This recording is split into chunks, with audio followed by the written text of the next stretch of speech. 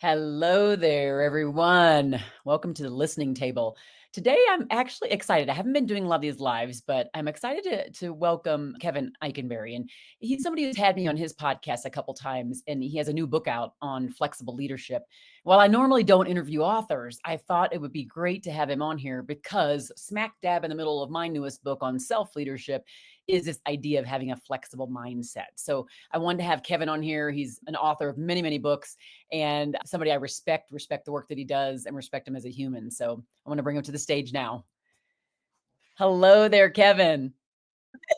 Drum Thanks for roll. having me. Thanks for having me. Oh, your background, every time when I see you in this background, it reminds me of like something from like the National Public Radio, and it's like coming to like a founder or like somebody, I don't know, somebody like really big deal. You look like It's that in there. So it's just so you just know. my office that is really, a studio, I suppose, in many ways. There's lights all over here, and but yeah, this is just my desk and my camera and my lights and my mic, and I'm spending some time with you. It's the ambiance. Well, I'm so glad to have you on here. I was kind of introducing you and talking about that newest work, thinking about flexibility, flexible mindset. But I love the idea of like transitioning from this individual contributor going into that next space of saying now, I'm in a place to leading. And there were a couple things I want to ask you. One is, what do you perceive to be the most pressing leadership issue right now that we are facing, like in this crazy time of change that's in front of us? Well, so I'll say two things. First of all, that there's way more about leadership that's not changing than is changing. Mm. So we could talk about some things that have always been pressing for leaders. But if you want to talk about something, I think that specifically right now, to me, the word is uncertainty.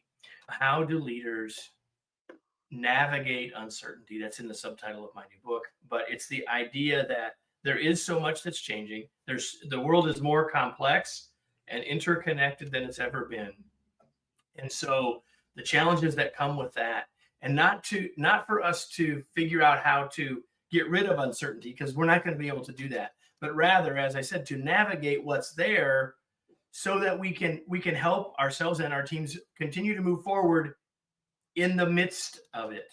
Mm. That to me is the thing. There's so much that's changed. I mean, if we just took the simple, it seems now, 5 years ago, 5 years and a couple of months ago, we sent everybody home from work. I mean, not everybody, but many people home, right?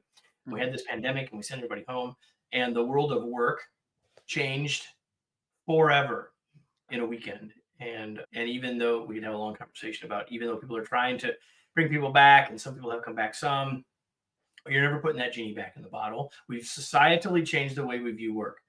And that, amongst many other uncertainties, put us in a time which gives us both challenge as leaders and tremendous opportunity as leaders. Why like the flexible leadership concept right now? I mean, I told you like the idea of flexible mindset, being flexible, keeping that kind of nimbleness is smack dab in the middle of my new self leadership book. And I just love the fact that you just went even deeper and said, let's just like focus on this flexible leadership concept. So talk to us about that a little bit. Well, to me, that is the antidote to uncertainty. We're not going to get rid of the uncertainty, but if we are able to flex, because let's just think about it this way: if you are leading the same way that you led 5 years ago, we'll just use that as our marker, before the pandemic.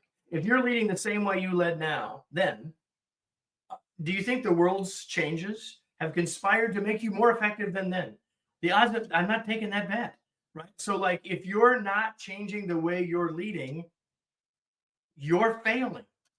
It's Mm, really as simple as that. I don't usually talk in that sort of direct mm, language, but it's true. Now, I did start by saying there's more of the same about leadership than different. But what's different is so impactful and so important that if we're not thinking about that, if we're not adjusting to that, if we're not willing and able to flex, the mindset part is the willing part. And then we talk a lot about the able part, mm. are critical to dealing with uncertainty. I 100% agree. Yeah, I do. It's so interesting because I people will say, "Well, what is there anything that you learned, or since you wrote the Art of Caring Leadership, is there something that you would change about leadership now, knowing what you know now. And I kind of feel like I think about my 14-year-old who always says this thing is like a thing they talk about. They say lock in, like lock in, mom, lock in, which is just like pay 100% more attention. Like really, really focus on the thing in front of you, like, take care of business, right? And I think about that so much every single time I think about the answer to that question, because I think what we need to do differently is just be more intentional about the things we were already doing. So that that the things that I'm putting in place, I'm trying to put timeless things out there, and at the same time, we do have to adjust, and the adjustments in most cases mean more intentionality. I'm in the midst of thinking about that very thing because I have the honor of being a LinkedIn learning instructor for a bunch of courses, and one of them is one of the foundational courses called Management Foundations, and they've asked me to update it. Right. So this is the conversation I'm having with them. It's somewhat paradoxical for us to have significant updates to a course that's about foundations. And yet the context of the world has changed, and so we can make adjustments to it. It's exactly the conversation I was having with myself as I was communicating some of that to them this morning.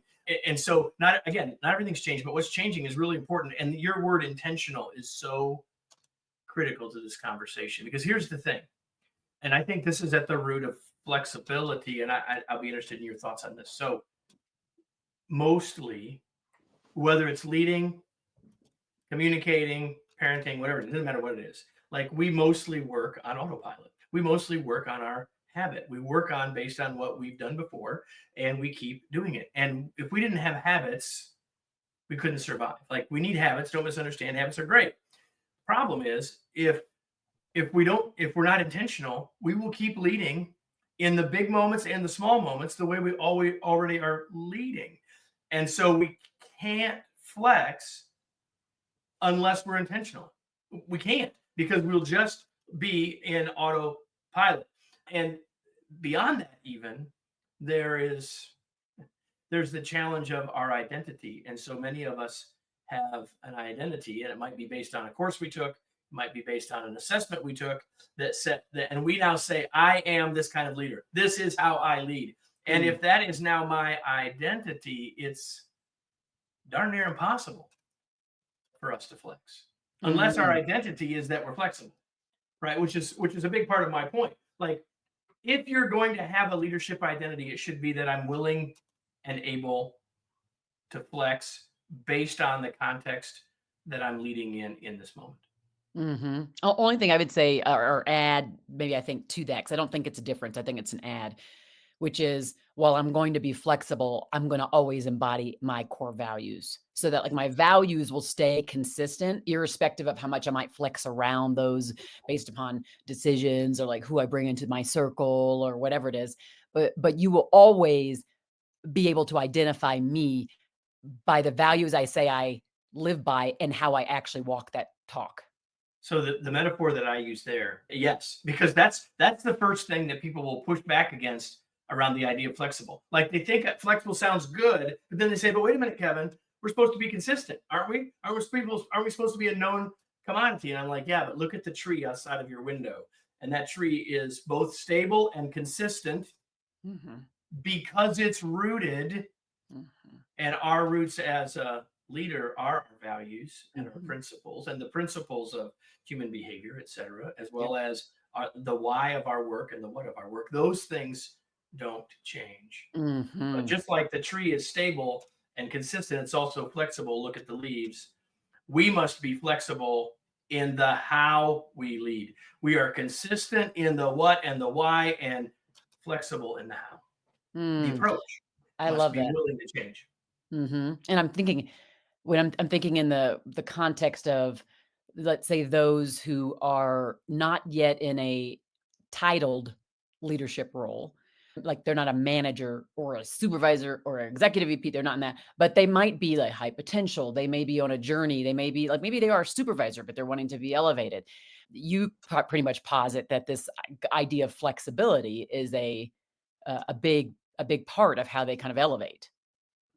Well, there's a challenge there. I mean, I wrote a book several years ago, co-wrote a book called From Bud to Boss, about that transition Mhm. from being an individual contributor to being a supervisor, manager, leader person. And one of the big challenges there is that we, and I say we, the royal we continue to promote our best performer to be leader. We take our best mechanic and make them the maintenance supervisor. We take our best accountant and make them the accounting manager. Our best salesperson, make them the sales leader. And by the way, sports rarely does that.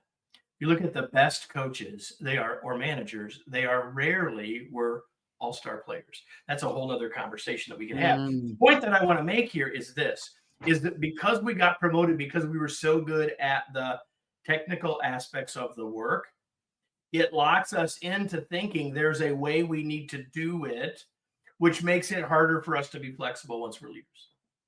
Mm-hmm. Yes. Yeah, like it's just stuck in our own ways with things. Because we got promoted because we were good at that stuff. And Mhm. so we were promoted and recognized for our technical expertise. And so when we move into the leadership role, we think we're supposed to have the answers, not necessarily because we've been told we're supposed to, but everything has pointed us to that. So we end up too often, leading in ways that aren't flexible, but are rather sort of, well, just do it the way I did it. Why flexible leadership now? Like, what tell me what because I'm always looking for, like, evidence. Like, for me, everything I write is about, like, evidence in the world. What were you seeing that made you go, "I really have got to lean into flexible leadership?" Well, again, I think that the time that we're living in or leading in does make this more applicable because the world is more complex than ever, right? Like I think leaders 50 years ago would have been well served with the ideas in this book.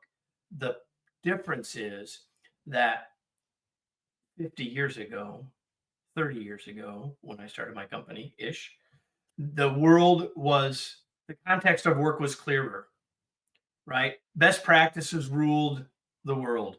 Having a great process made good sense. We could look at a situation and know the causes and effects. And even then, as a leader with a lot of great experience, then that came to bear and made sense because we've been there, done that, seen this stuff. But the things that we're seeing now many times have far more complications and complexities than we had before. Best practices today in many contexts don't help us because they don't really take into account all of what we're seeing and dealing with, including all the uncertainty that we face. If you look at a situation that you were leading in 6 months ago and say, well, man, knowing what I know now, I would have done something different. Well, in many cases, you couldn't have known that because it's complex. The Mhm. world is much more unordered than ordered. And the world is more like mayonnaise than it is a computer. Like, here's the thing. Like, someone could take this computer apart and put it back together. It's going to work. Once you have mayonnaise, you can't take it back apart. And if you think about the world not as just a mechanical system, but an organic or biological system, which has far more complexities, right? Mhm. We think about this all the time. Like we introduce a drug and then it has all these good things, but then have you ever watched the commercials for a pharmaceutical? Like half the commercial is, well, don't do it if you got this, Oh my, because a human system is incredibly complex. it really is. And our workplaces and our organizations are far more complex than they've ever been. So Mm. if you're saying, Kevin, why now specifically, it's because the world is more complex and uncertain than ever. And not always, like some things are still pretty clear and straightforward, but we need to be able to flex because the way we should lead, if things are clear or if things are chaotic, are different than how we need to lead if things are complicated or complex. And we unpack a lot of that in the book. But from a conceptual standpoint, the map to move from where we are to where we want to go is more difficult than it was 20 years ago. Mhm. Yeah. I'm not sure if anybody's That's why I now. keep seeing certain people going live, so I'm not sure if they are or not. But if you are out there, if there's a question you want to ask, so we're talking about the need to be flexible. I'm on here with Kevin Eikenberry. He has a new book on flexible leadership. I have my book on self leadership, and this flexible mindset thing is something that will not go away. The flexible This flexible mindset, being able to So bend and be how nimble. do you frame how do you frame the flexible mindset from your perspective? In the context of self-leadership, I'm talking about kind of a lot the foundation of is like fixed mindset, the Carol Dweck angle Yeah. of seeing things. Just basically presenting it as like, for example, if you're someone who wants to move up in your career, are you stuck in staying where you're at? Or like, are you open to going to somewhere else? Are you open to going into a different department? Are you open to doing a different, that openness to be different, to think different, to show up differently, to make a shift? It is that ability to say, I'm willing to be shaped by what the current state is instead of like being stuck and just letting the state knock up against me. I want to say, how can I bend and mold to it? I think in that context, then I can rise up in the place where I want to be in the position, in the organization, in my shoes, in my life, right? The more we're able to be flexible, I think it just sets us up for much more success. I think back even for my own self, gosh, I mean, I'm trained as a lawyer and I haven't practiced law in forever. But every time I'd go into a different role, they'd say, well, we'd still like for you to do some of this legal, like they still like look at these contracts over here, or we really need someone who does this. And I'd be like, well, I do that. I do some of that, but I don't really know all of that, but I'm willing to like learn that. Right. And every time I would just open my mind up to say, I'm going to do something I haven't done before. I'm going to show up with this team in a way I didn't before. When I would do that all the way up to this day as a 50-something-year-old woman, that I noticed, number one, my world opened up. So then it was like the possibilities expanded when I thought more flexibly, more nimbly, just individually. And then when I would see other leaders or organizations or teams be open to changing and being molded by the current state, the results were just usually fabulous. I mean, was it hard sometimes when they decided to be, to be changing and more flexible? Yes, it could be really hard because you're fighting against who you naturally are, right? But I felt like it was always worth it in the end. I could see transformation really take place when there was that openness there.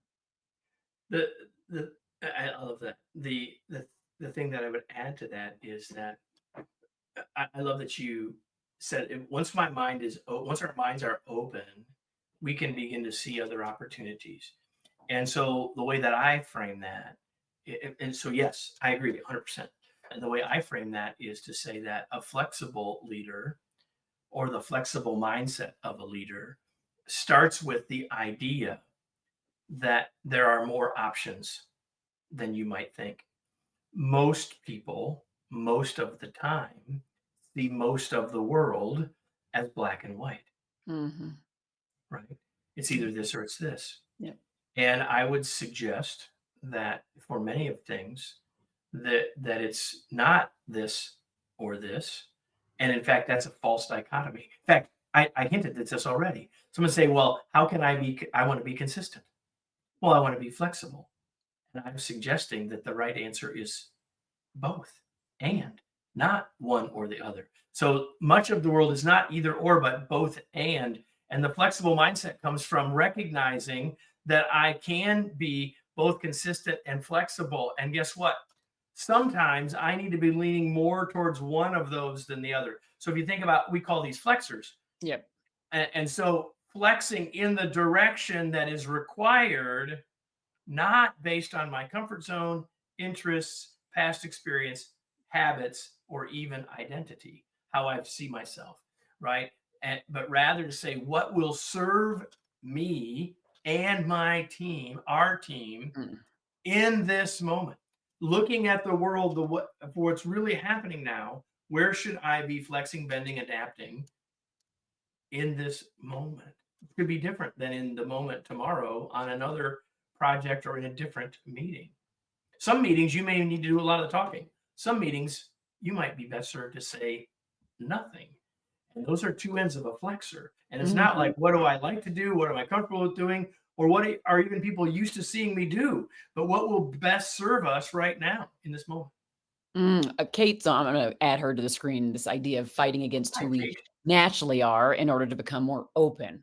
Wow, what a powerful idea. Isn't it is actually interesting, isn't it? I think what happens is, Kate and anybody else who might be listening to this later, when we think about the idea of being stuck in our own way, if we're stuck in our own way and we're stuck in our own head and we're stuck in our way of being of like in our own decision making, and so much of it is tainted or even like painted, let's say, by our past, like something that was told to us as we were younger, past of like maybe a failure or a mistake that was made earlier. There are all these things that kind of load into how we kind of say, I'm stuck in this is how I am. This is my decision. And then when I love that the visual of fighting against myself to make myself more open to change, open to possibilities, open to I would do this a lot, in particular when I used to get in my head so much. I would compare myself a lot. I'm the only child, but I compare myself to like just people because I don't have siblings, so just like people around me. I'd be like, oh, they're this or that, and I would think in my head, this is the fixed part of me that would say like, oh, I can't do that, like whatever this person's doing, like I couldn't achieve. That's like their thing.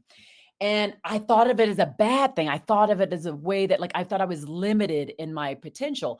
And when I started to get out of my own way and then start to say, which took me a lot of years, by the way, to do this, but to start to see the people and go, good for them. Like they are in their own light. Like they're shining brightly. They're doing their good thing.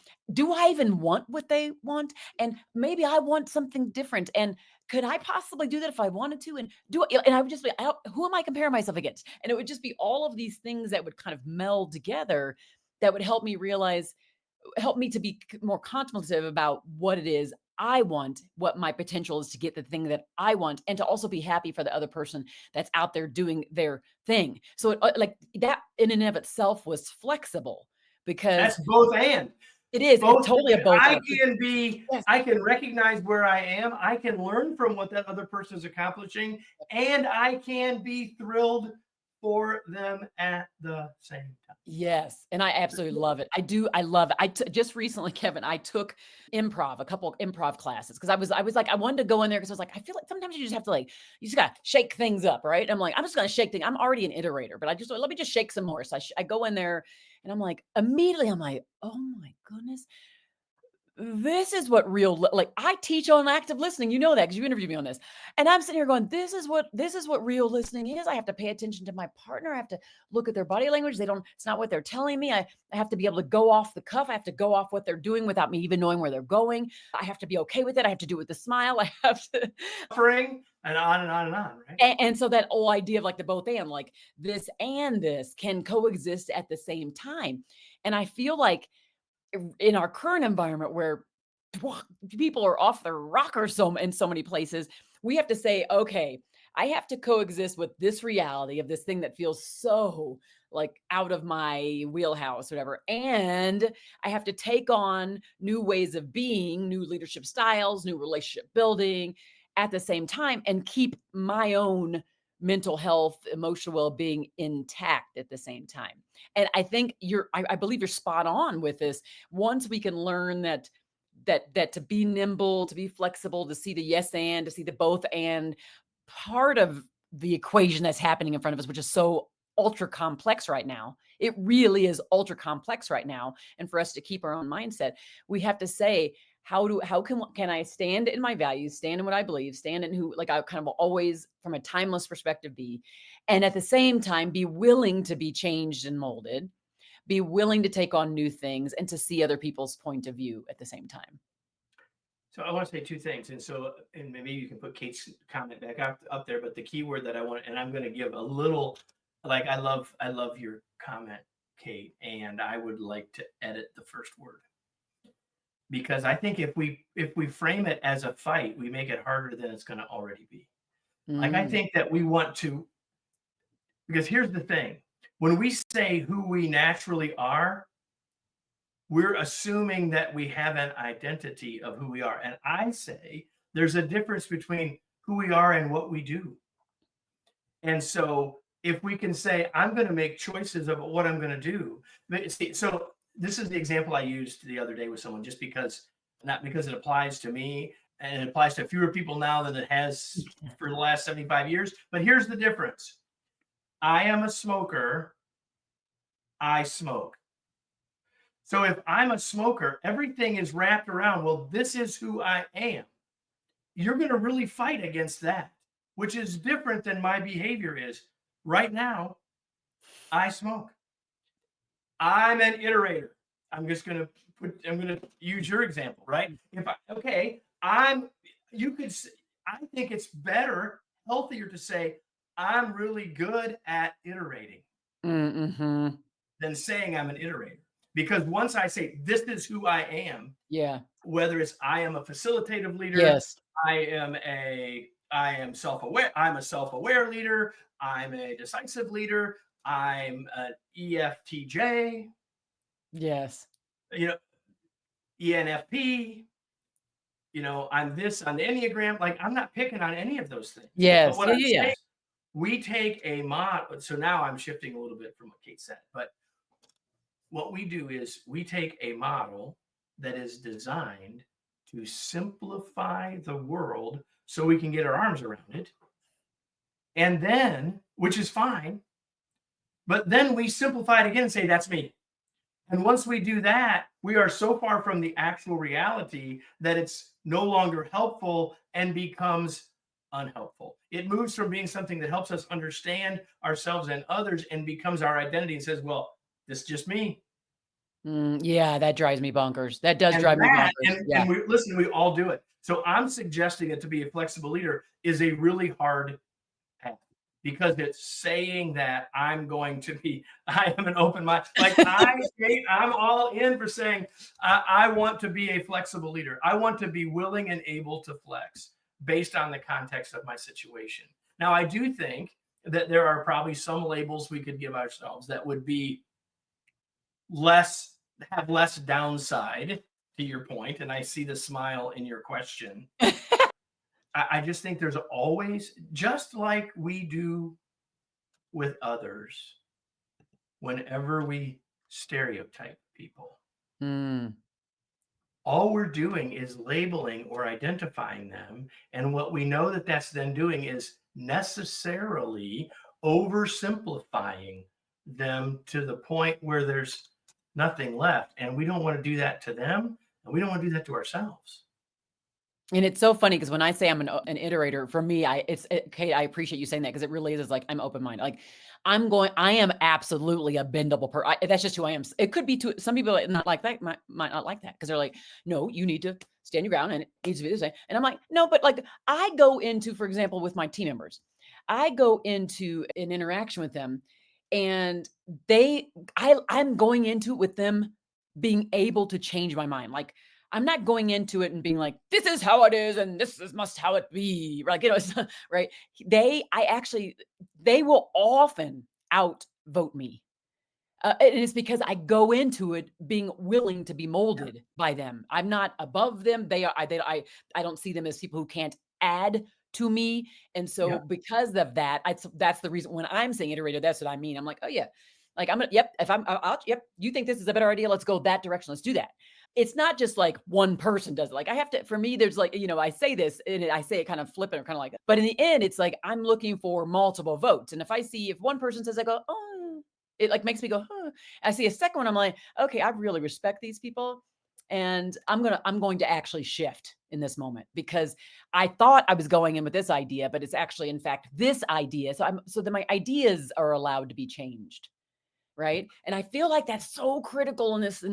I mean, I think it's always critical, not just now, right? I think it's always critical. But I agree with you that right now, oh man, with the speed of technological advances, the AI, all these things that are happening, if we don't do that, because AI is super flexible. Like I don't know about you, but I'll go in and I'll do a prompt for chat, and then I'll be like, yeah, I don't really like that. And can you give me something that's more of a, and then boom, he's like, oh, I really like, or she's like, right, whatever you want to identify your chat as. Oh, he's like, Have you okay, named so have it? I know people that have named it, just so yeah, you know. I just say like I don't know why I'm just thinking it's a he. So I'm like, so he'll say, great, I really like that you're really struggling with that concept, and I think that we should go this route instead. I'm like, okay, we're getting closer, right? And so there's this like chat's flexible. Like we better be equally, if not more, willing to flex and bend ourselves to what this world is turning into, or we're gonna have a whole heck of a lot of trouble and like problems, right? Yeah, agreed. Let's just think let's go back and like take some steps back. So you and I are more seasoned professionals, let's say. And let's go back to the people who maybe are entering into the workplace and maybe they're that AI is all they like, that's what they know, and all they know is texting, or that all they know is Snapchat, or all they know, like whatever it is. They're really not. Hey, can I just step in here and say that my mind was blown about 3 months ago when someone said there are people, not my age, that write papers for college on their phone. I was blown away. I was blown away by this. Or like my son said, who's kind of on the cusp of Gen Z and the Gen Alpha, he said, "People don't read books. Like, what are you talking? It's a waste of time. Why would I read a book? I can go in and I can search the thing I need and get the exact answer I'm looking for. Why would I need to do a book?" And I'm thinking, okay, thank you for just totally like taking the air out of Mama's tire, who's a book writer. Which I already know. My publisher from couple publishers ago told me, by the way, people don't read books, not entire books. They read the introduction. So because of that, you want to put all the things you really want them to know in the introduction. And I was like, oh, this is really bad because I need to get to 35,000 words, which nobody's going to read. What's happening here? And it's just the eye-opening side of the direction that we're going and the pace at which we're going there. And so for people like us who are, again, more seasoned, what would we tell the people, for those who are more seasoned in the world generally, to the people who are like coming into, for example, like the workplace? What might be your biggest piece of advice for them right now, particularly in this flexible thinking place? Well, the first thing that I would probably say is, you know what? I remember when I was your age. And I know that when I looked at people my age, I wondered how smart they could actually be because my perspective was so different than theirs. And so that's the first thing I would do is acknowledge that. And the second thing I would do is I would say there's a lot of things I've learned. The most valuable things I learned from my experience. And so my advice to you is ex- consider each day as experience and consider each day an opportunity to reflect on what worked and what didn't to help you think about how to move forward, not to confirm your bias, but to say what worked, what didn't, what would I do again, what would I not do again, what surprised me. In other words, do stuff, reflect on it, and learn from it. That would be my advice to you. And I think that that is actually timeless advice. Doesn't matter whether that's a 20-year-old with AI on their phone, or Kevin when he was a 20-year-old and thought that someday he might have a fax machine, or my dad when he was 20 years old, when computers were in buildings. Wow. Oh, it's kind of profound, isn't it? I don't know about you, because I think we both are in the same game where we're like, where we might have to update our content, like you said, like management foundations, or like me, the books I write, like the art of, in my mind, like these will always be relevant because they're very human centric things. Inside of it, yes, you could be talking about different, there's little tweaks when you do like second editions, third editions, but the concepts in them are foundational They're when we're timeless. talking about humans. Yeah, for And unless sure. all humans go away, which they're not going to, our work will always be relevant. You could look at it 20 years from now and be looking at flexible leadership, and every single day you'll need to be flexible with another human. You'll have to be flexible with your chat prompts. Like you'll have to be, no matter what, you're going to have to be flexible. Yeah, And I that's do right. agree. I think it's a big hinge point. It really is. It's a big, when I think about even my journey as a speaker, how when I first came into it, and I've still been kind of, it's again, there's a timeless component of the leadership, the caring side, the listening stuff. But as I listen to the world, through podcast interviews, through focus groups, through the audiences and stuff, as I listen from a global perspective to the world and things that are happening in my space, I'm always on the lookout for what is needed now, what's needed in this moment. And just by virtue of listening, like you were kind of this thing you were leaning into, which is being very curious, asking the questions, learning from the experience, I'm always kind of like, huh. And so I may come out with a new talk that meets the need of the world, but there will always be that thing that I stand for and the stuff that will be there always in my Sure. past that I will always bring to the current and will be relevant in a current standpoint. So I think it's important for all of us to be thinking through how are we all much more curious about our current world? Because I think curiosity is even at the base of this flexible part too. Because it's like Well, you if you you don't can think, be flexible too. if your perspective says you figured it out, right? If your perspective is I have expertise in this area, then there's no longer any opportunity or need to be curious. And Mhm. so the journey of being a more effective leader is truly a journey. And it's perhaps more complicated now than it's ever been, but it's never been easy. Never been easy. It took leaders to build the pyramids, and they didn't have email and they didn't have Microsoft Teams, right? And so Yeah. the point is that, and some of the things that those leaders were struggling with every single day are the same things that you're struggling with as a leader. And so the challenge is to Mhm. recognize, and it's the very first thing I said, right? There's more about leadership that's the same and is timeless than what's different. But that doesn't mean we should rest on our laurels, because what's different is that as the context changes, it urges us to consider new approaches based on that context. Mm. Mhm. Yeah, I love it. And for those who are joining, I'm talking to Kevin Eikenberry. We he has a book on flexible mindset, flexible leadership. Can you pull it? Thank you. It's called Flexible Leadership. And I thought it was just a really good conversation to have, since right smack dab in the middle of self leadership is flexible mindset, and the idea of that we have to be flexible as leaders if we want to grow in leading ourselves, and then of course by extension growing other people at home and at work. So these concepts are pretty critical. And I want to say that right now we're talking about curiosity. We're talking about seeking. We're talking about just being open to what the world is saying to you, whether it's in your personal or professional life, and then using that newfound knowledge that you were able to bring in because you were open to being formed by it, to then improve you, improve team dynamics, improve. I mean, it really, the sky's the limit of where you can go with it once you open yourself up to. I think that openness concept is one that is coming right to the top, right, Kevin? 100%. If there's Without openness to consider, without openness to observe, without openness to new perspective, there would be no reason to flex. Mm. It's interesting as you, because we get subscribed to the Wall Street Journal, and I open it. Sometimes I'm going through more articles, sometimes just looking at the front, and when I'm looking at it, and sometimes I look and I go, "Oh gosh," and I just put it back down. And sometimes I open it up and I go, "Okay, this is an article I wouldn't ordinarily look at, but I'm going to go look at that now." Okay, and now that I looked at it, like what I'm doing is kind of what you're saying, which is like, am I learning from it? Like, is there something that changed me in this piece that was different? I ordinarily wouldn't look at. I kind of feel like when we go into the unknown with things, when we have this willingness to walk into a door, we don't know what's behind it. I feel like that's when our career trajectory, our leadership potential, our team growth, like all the things have so much more potential than if we go behind the door, we open up the doors, we know our what's behind it. Right. Agreed. Agreed.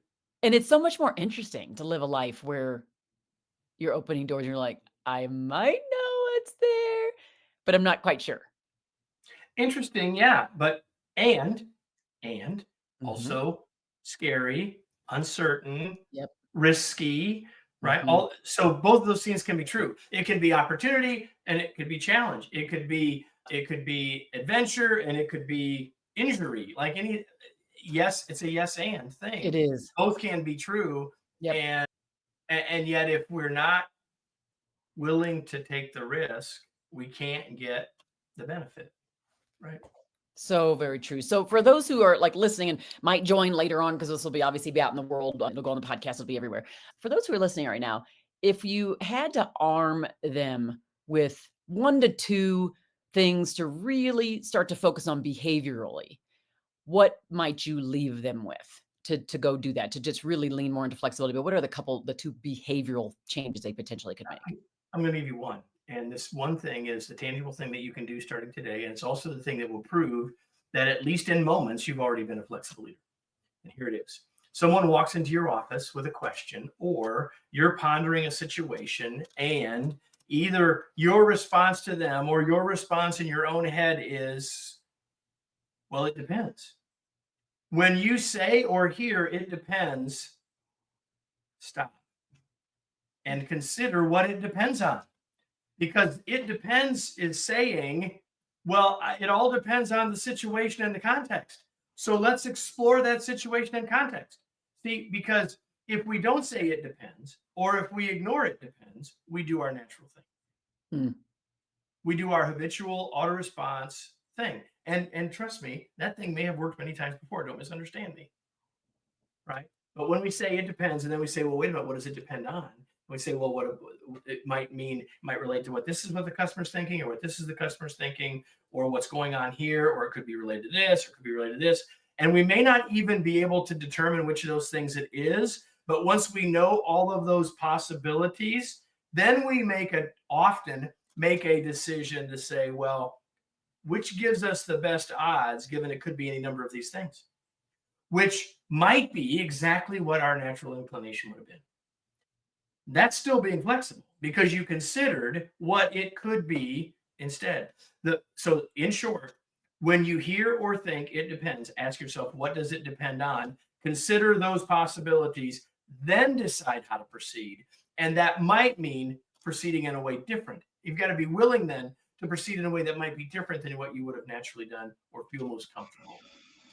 I love that. It makes me think so much of the cycle of active listening that I shared, I think, on your show before, where we were talking about like seeking to understand. So that's kind of what this is. The person says it, and you don't just like make an assumption embedded in it. You stop, you pause for a second, and you kind of find out what they're saying. Seek, and then you go kind of decode. What's my next step? What's the best possible next step that can like help this, and that? The other thing I think is, I don't know about you, but I feel like sometimes when we're in those interactions where someone they ask a question and they say it depends, and that we are often going into our interactions to get an outcome. Like we want an outcome. The outcome could be success. It could be the end of a problem. It could be like all these things, which is a real life. We all need to come to solutions for things. But I kind of feel like true openness to find a solution that actually might be the best in the end for a bigger group is to try to go into it with, instead of like having it the end outcome being like, I want to stop having this problem, I want to solve for this customer's issue. Maybe it's like, I just want to go into this interaction really seeking like the highest best good, the highest best outcome that I don't even know what it is. Like I don't care what it is. Like I just want to get to the truth of the matter. I want to get to the best solution. So I'm going to dig and I'm going to forge for the thing that is the best possible thing. But I don't have a preconceived thing in my head of what that has to be.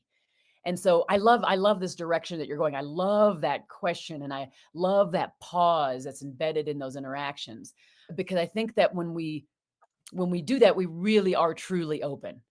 We are really truly open. Rich, I'm so glad to see you on here too. I know Kevin is too. We're just having a conversation here, Rich. We're just doing our heady thing. I'm not even sure if anybody will bring this home. So I'm glad you've been here in the background listening to this. I'm very grateful to have Kevin in the stratosphere of our lives. I think that there's so much embedded in that work and in this topic of flexible leadership that we could delve into. What I'm going to be curious to see, Kevin, for you, and even just for me too, is for us to start to pay attention to the real life stories that either exhibit flexible leadership or that don't, and when we see your second edition, right, that you'll be able to look back and say like, this is where this worked well in the time of AI. This is where it didn't, and just bringing it all brought forward for us, looking 5 to 10 to 15 years down the road. Yep. Well, and I think there's two levels to think about this. One is there is that sort of like, how do I be flexible in the big picture stuff, right? In AI, in globalization, in whatever. Like it's useful for us to think about being flexible at that level.